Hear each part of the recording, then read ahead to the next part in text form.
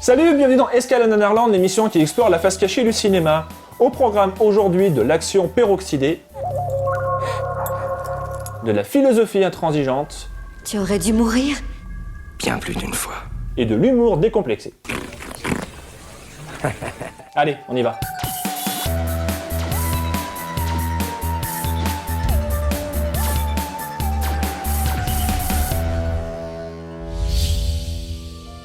Chef-d'œuvre de la littérature médiévale anglo-saxonne, le dieu de Beowulf, écrit entre le 7e et le 10e siècle, est l'une des plus anciennes sagas vikings que nous ayons conservées. Jusqu'à ce 98, Christophe Lambert arrive, et enfin c'est un film d'heroic fantasy futuriste, où il se bat contre un monstre dans un château avec une déco hachée sur fond de musique tuning. Beowulf, c'est le film de la semaine! À la vision de Beowulf, une question brûle les lèvres, mais qu'est-ce que c'est que ce truc? La réponse se trouve dans les bonus du DVD et c'est Christophe Lambert en personne qui nous éclaire. Beowulf, c'est un film comme le qualifie le producteur techno-féodal futuriste. Oui, vous avez bien entendu, Beowulf mélange l'univers du Moyen-Âge et la musique techno, et le fruit de cette union contre nature, c'est Christophe Lambert qui se bat contre des figurants roumains dans une ambiance de rêve party. Un peu de Mad Max, un peu de Blade, de Mortal Kombat, de Highlander et de Macumba Sound System. Beowulf est un film foutraque qui mange à tous les râteliers et qui est filmé avec des moufles. L'histoire en deux mots, c'est celle de Beowulf, un guerrier énigmatique qui se rend dans un château hanté par un monstre. C'est toi, Karl?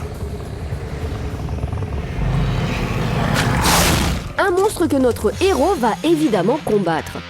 Alors adapter un des plus anciens poèmes anglo-saxons avec de la techno, pourquoi pas, mais pas avec ce genre de dialogue. La seule chose qui puisse m'empêcher de devenir le mal, c'est de combattre le mal. Et surtout pas avec ce genre de techno. En fait, dans Beowulf, la musique semble juste là pour essayer de donner du rythme à des combats mous du genou où le héros passe son temps à faire plein de pirouettes et de saltos complètement inutiles.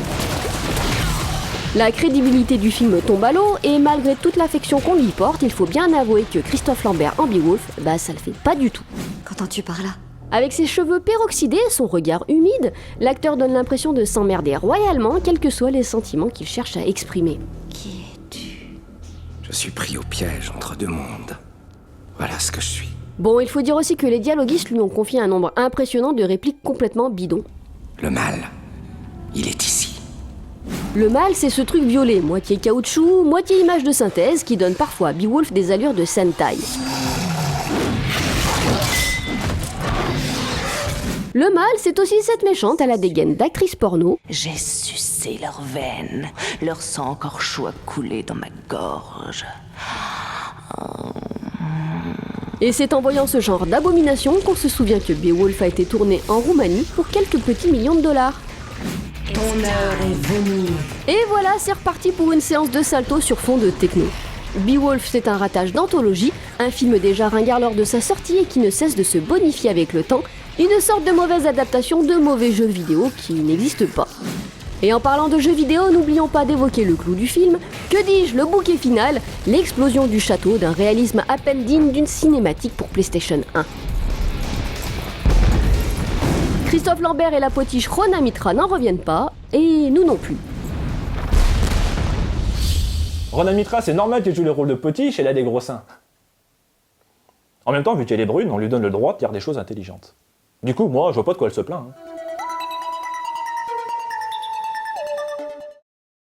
Je te présente ma fille, Kira. Pour savoir si Beowulf est maqué ou pas, le personnage de Kira y va franco. Est-ce que tu as de la famille, Beowulf? Je n'ai jamais voulu avoir une famille. Mais comme elle veut avoir l'air intelligente, elle essaye de dire des trucs vachement profonds. C'est que je n'ai pas de désir naturel. Intéressant. Pourquoi? Comme je ne désire pas rester au même endroit, fonder un foyer me paraît inutile. J'avoue que je ne désire pas fonder une famille. En vérité, je ne veux pas qu'il y en ait d'autres comme moi.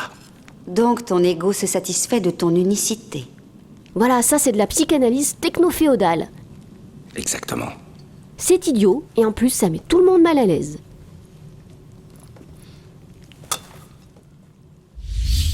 Christophe Lambert a quelque chose d'unique, quelque chose qui n'appartient qu'à lui, son rire.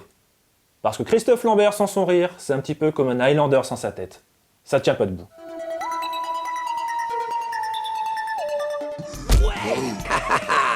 Pardon. Christophe Lambert a un rire très particulier, très identifiable. Un rire qu'on aime beaucoup. En voici une petite sélection.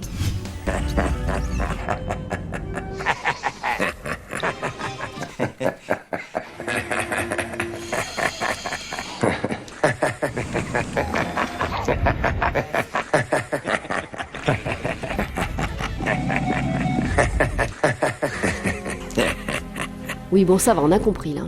Pardon. Voilà, fin de cette escale. Alors qu'est-ce qu'on peut retenir? Eh bien que dans Beowulf, c'est le bon goût qui casse le plus. Cette conversation est terminée. Passe ton chemin. Que si Simone de Beauvoir avait eu des gros nichons, on aurait eu des meilleures notes en philo. Donc ton ego se satisfait de ton unicité. Et que quand Christophe rit, c'est le monde à l'envers.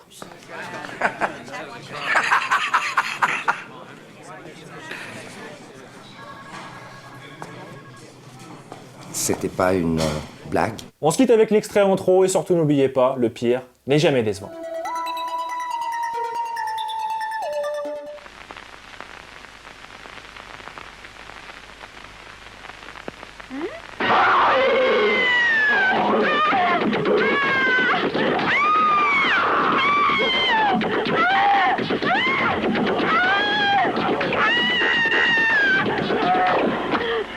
C'est moi. Tu as eu peur? C'est dingue de faire des trucs pareils, non? Bon.